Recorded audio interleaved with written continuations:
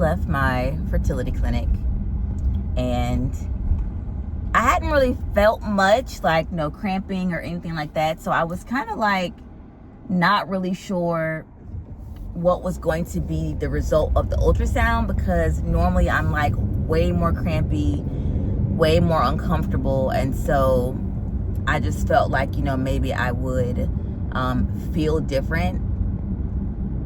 Well, I went to the appointment, which I overslept for because I had the worst schedule in the world this week, and so I have not really slept.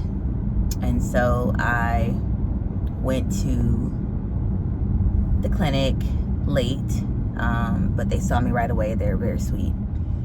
And so I went to the clinic. He did the ultrasound, and lining was beautiful. It was 11 millimeters, the thickness of it. And then he went to my ovary, and I immediately saw a whole bunch of follicles. And so he looked at me and was like, ooh. So I'm like, ooh, like a good thing. Like they look mature, they're ready to go. But he was more so looking like, ooh, like why we keep getting to this point? And the thing is, we changed the protocol. So we use letrozole, and then we use Menopur. We didn't even use as aggressive of a treatment than as we did before. And we had like 5 potential mature follicles on the right side, and then like 3 mature follicles on the left that could end up being mature if we were to go forward. So I immediately like huffed and puffed an appointment, because it's like, it's frustrating. I do all of these medications. I'm trying to make it happen, and like we're not getting anywhere. Nothing's changing. Like we have not been able to go through with the cycle because of all of the eggs. So immediately I'm like, can we just go through with it anyway? Because I'm like, okay, we haven't gotten pregnant yet. So even though there's a whole bunch of eggs, it doesn't mean that, we would get pregnant doing it. And so he was like, he didn't want to take the risk because the new law doesn't allow you to decrease the amount of babies if you get pregnant with multiples, and it's high risk and all the things. Cool, I get that, and I don't want to be high risk. So I'm like, great. So we ended up stopping the ultrasound, and he was like, we need to just do IVF. And so I'm like we will want way more options, eggs in this, right? Because he was like, yeah, he was saying based on what he saw, he would probably get 8 eggs. And then the fertilization rate would be, whatever that's going to be. And then I would probably get a total of about 2 to 3 embryos. He wouldn't just suggest PGT testing because I am young. I don't really have a reason to have the PGT test. But I'm like, I have a miscarriage history. Does that matter? And he's like, no. I'm young. He wouldn't really say PGT test until I'm 37. Cool. Understandable. So I'm like, if IVF wasn't so expensive, I would just do IVF. And he was like, well, it's not expensive. It's $5,500. Okay, last time I was quoted, IVF was like $7,000. It was like a base price, and then by the time you did everything, it was like $20,000. Okay, and that's without doing a fresh transfer. That's with PGT testing, frozen embryo transfer, all that stuff. And so he was like, well, it's changed. The price went down. And he was like, let me get you a new cost sheet. And so I'm like, okay, just give me the cost sheet. So went over there, talked to them, and because we've done genetic testing, because we've done a lot of stuff already, we don't have to do a lot of stuff that they want us to do. And so she was like, pretty much based on everything, and then including freezing sperm in advance, because again, my husband's schedule is different. He works 2 jobs, whatever. He would already have his sample frozen and ready to go. So that's an additional fee. And so the total price of the IVF will be $7,350. That's out of pocket. That's with their price at their fertility clinic. And that's with the fresh transfer. And with freezing the rest of the embryos. And so I'm like, cool.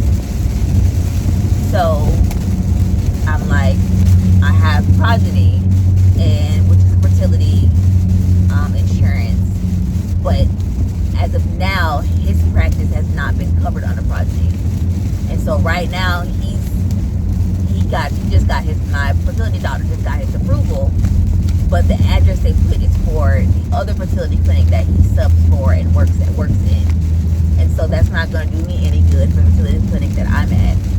So he said that they're going to look into if they're covered at his office, because then I have some coverage, which could bring the price down to maybe $4,000 or $5,000, which is a big difference, which is much more doable. And so that's where we're at. I am going to do IVF. We're going to do IVF. I kind of gave my husband like a little briefing about it. Like, is that what you want to do?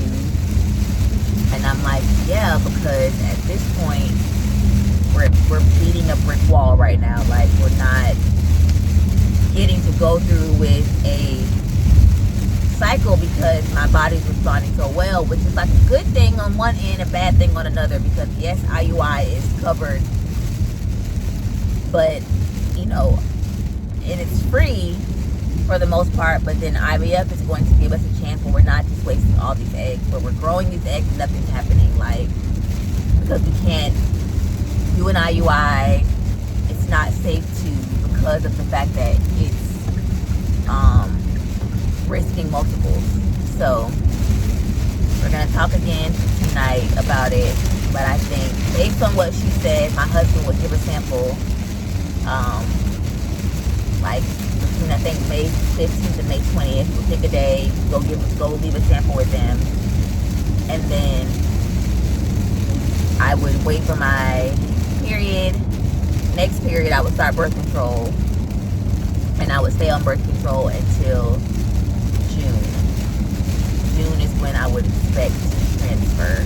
I would expect to start the IVF process. And so she was like, I would start my birth control when my cycle starts. Once my cycle starts, she would, because they do them in batches, so they do everybody kind of together when it comes to starting the IVF cycle, which most clinics do. And so he was like, based on my response, he wouldn't do a whole bunch of like medication changes. And I have, as you saw in my medication organization video, I have a lot of Menopur, I have a lot of progesterone, I have a trigger shot. So some of the meds that I would have had to pay for out of pocket, God has worked it out where I already have them. The only thing that I would have to really get is obviously the birth control.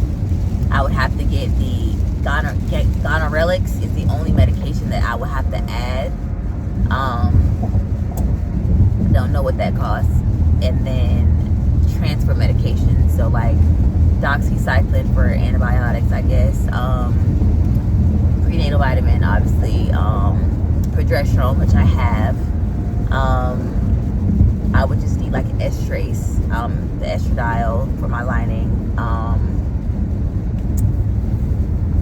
So yeah, I think that it just makes sense to just move forward and try our luck with IVF. I am on the fence about PGT testing. I'm not sure if I want to go that route or if I just want to try fresh transfer. It's more money to do frozen because you have to freeze the embryos than the PGT testing itself. may be covered, may not be covered. I have to find that out through my insurance. So that is where we're at. So I am gonna talk to him tonight, my husband, see what he says, see where his thoughts are, and we will figure out what the best route's gonna be. But it looks like we're leaning towards IVF. But as of now, our IUI said cycle was canceled because of my overachievement with follicle baby. So